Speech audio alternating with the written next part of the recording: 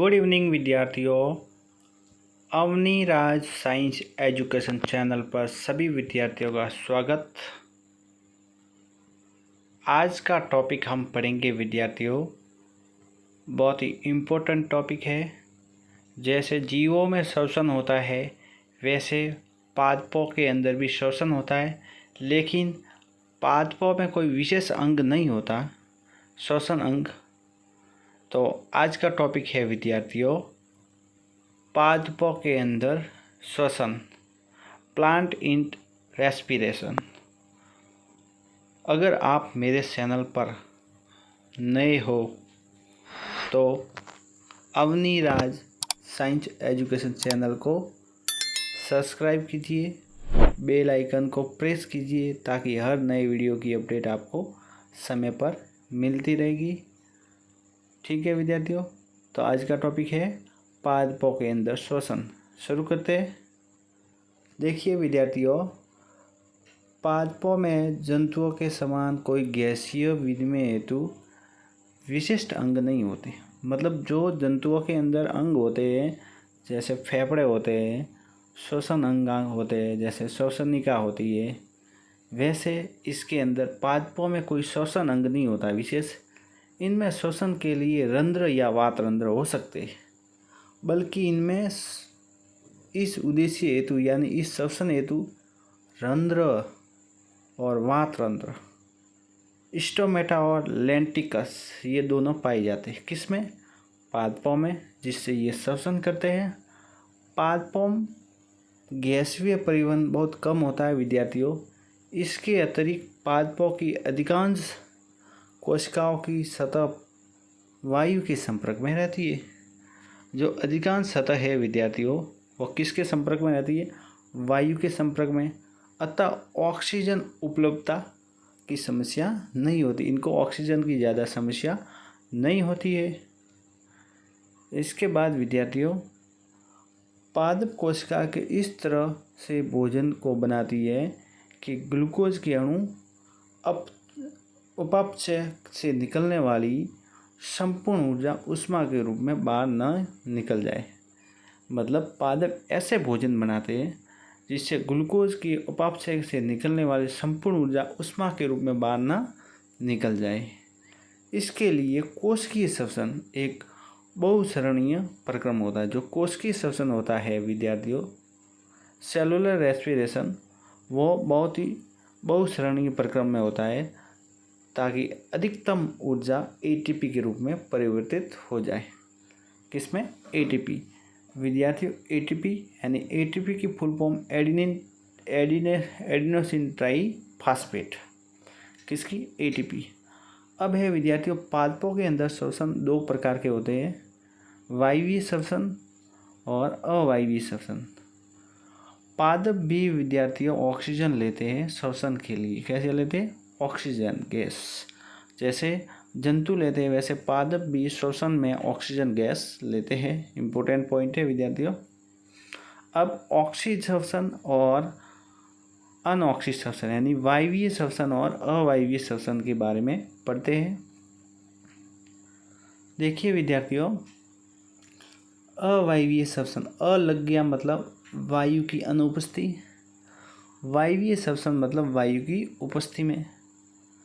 देखिए ये अनऑक्सीजन श्वसन कहलाता है, ये ऑक्सीजन श्वसन, ये कोशिका द्रव्य में होता है और ये माइटोकॉन्ड्रिया की मैट्रिक्स में होता है। अवायवीय श्वसन में ऑक्सीजन अनुपस्थित होगी, नाम से पता लग रहा है, और वायवीय श्वसन में ऑक्सीजन की उपस्थिति में होगा। अवायवीय श्वसन श्वसनीय पदार्थों का अपूर्ण ऑक्सीकरण करता है, मतलब पूरा ऑक्सीकरण नहीं होता इसमें, अतः कम ऊर्जा की मात्रा प्राप्त होती है, यानी केवल 2 एटीपी प्राप्त होती है, जिसे अपन ग्लाइकोलाइसिस कह सकते हैं।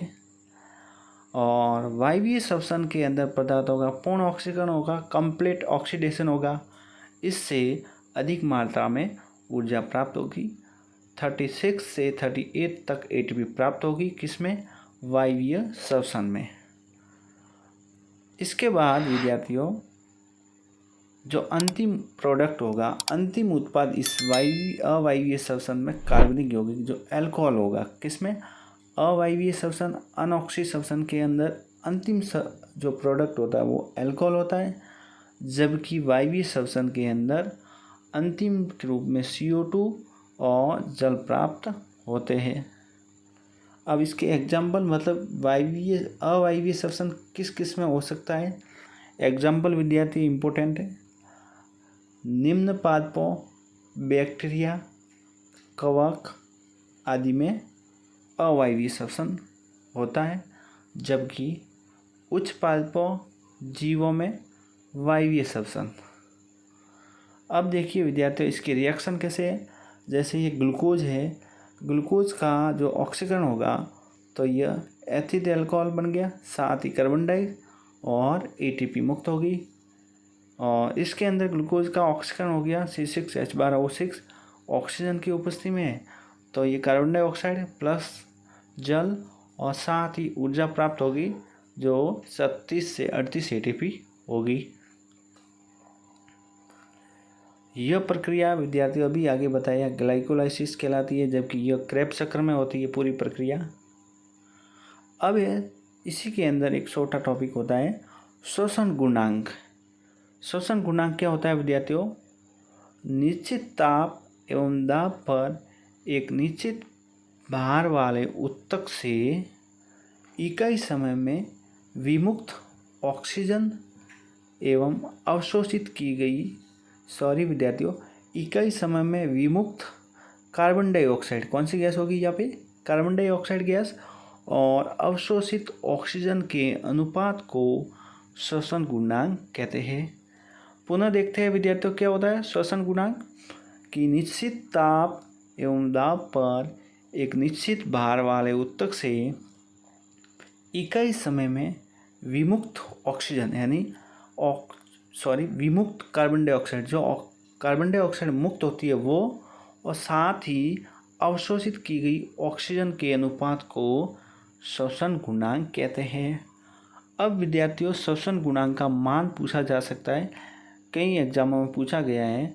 जैसे कार्बन डाइऑक्साइड का जो श्वसन गुणांक होता है वो 1 होता है, वसा का होता है 0.7 से 0.75, प्रोटीन का होता है 0.78 से 79, और मांसल पादपों का इम्पोर्टेंट है विद्यार्थियों 0 होता है, 0 होता है।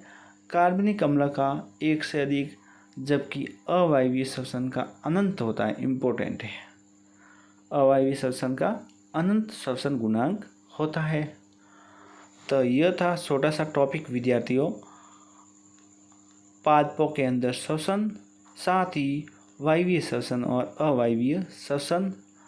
अगर ये वीडियो अच्छा लगा हो तो चैनल को सब्सक्राइब करें, साथ ही बेल आइकन को ऑन करके रखें ताकि हर नए वीडियो की अपडेट आपको समय पर मिलती रहेगी।